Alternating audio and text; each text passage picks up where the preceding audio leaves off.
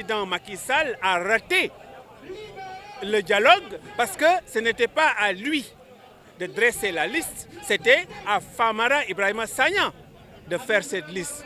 Famara avait l'autorité morale, c'était l'homme du consensus, autorité morale et consensus que malheureusement le président Macky Sall avait perdu.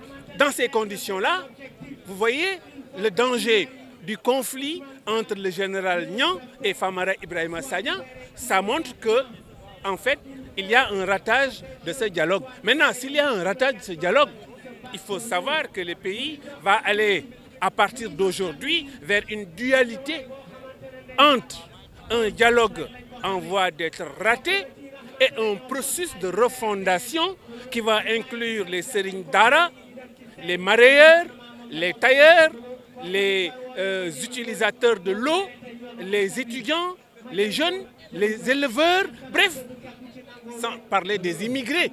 Donc je crois que le pays, à mon avis, c'est mon analyse, va à partir d'aujourd'hui, avec le soutien du président Abdoulaye Wade, que nous avons rencontré pas plus tard qu'hier, n'est-ce pas, avant-hier plutôt, qu'avec le soutien de Sonko, le soutien de Khalifa Sall, le soutien du CRD, de M. Abdoul Mbaye, le soutien de Idrissa Seck, le pays, avec le soutien des centrales syndicales, de l'UNSAS, de la CNTS, de la FGTS, etc., il est évident que le pays, avec les différents mouvements des travailleurs, des paysans, les villes insurgées, Ngalel, etc., c'est évident que le pays va vers la refondation de la République. Ça, c'est évident pour moi.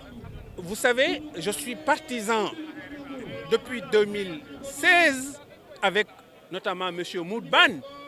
Nous avons fait le premier texte d'ISO à l'université qu'un infiltré de Macky a volé pour le porter à Macky, qui a, de façon précipitée, appelé au dialogue du 28 mai 2016. Le texte de 2016 de Moudban, des intellectuels, etc., était un texte qui commençait par aller rencontrer les différents segments sans exception. Eh bien, Macky a inversé comme d'habitude, peut-être avec le soutien des tailleurs institutionnels, constitutionnels, il a inversé en faisant lui-même une liste qui est contestée, qui est contestable. Et donc, face à cette tentative de noyer le problème du parrainage, ce refus de discuter du fichier électoral, ce refus également de dire combien y a-t-il eu de votes à Matam, ici, là, pendant la présidentielle. Donc, la question du parrainage non résolue, décriée par l'Union européenne, a piégé le tout.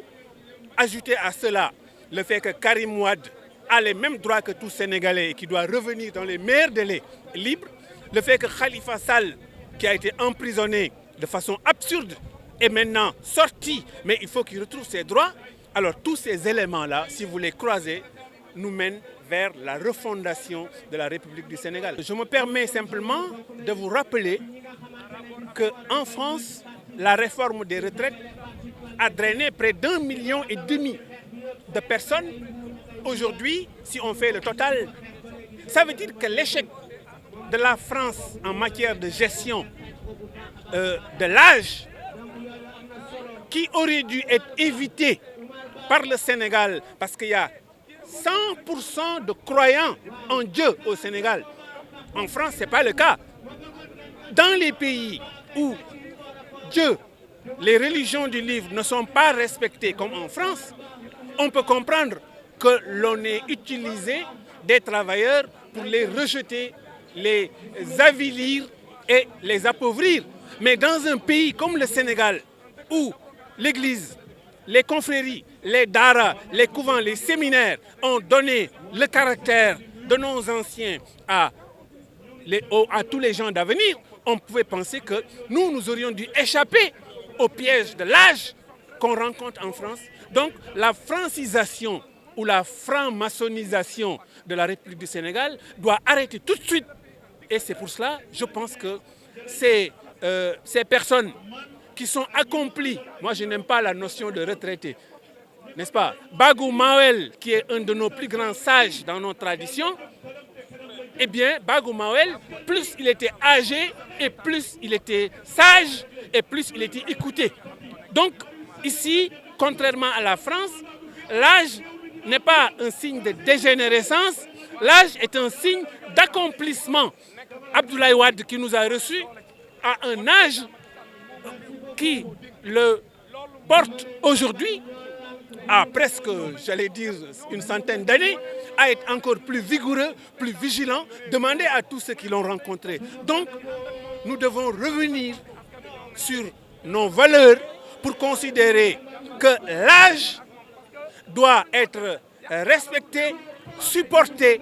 Et donc, c'est la honte du Sénégal d'avoir des jeunes qui ont donné leur vie à leur patrie et qui, avec l'âge, dépérissent alors qu'avec l'âge, on doit s'accomplir. Ce qui est demandé à mes amis Macky Sall, Mahmoud Saleh, Mimi Touré, Mor Ngom, c'est d'arrêter tout de suite la hausse, premièrement. Deuxièmement, de libérer Guy Marius dans les meilleurs délais.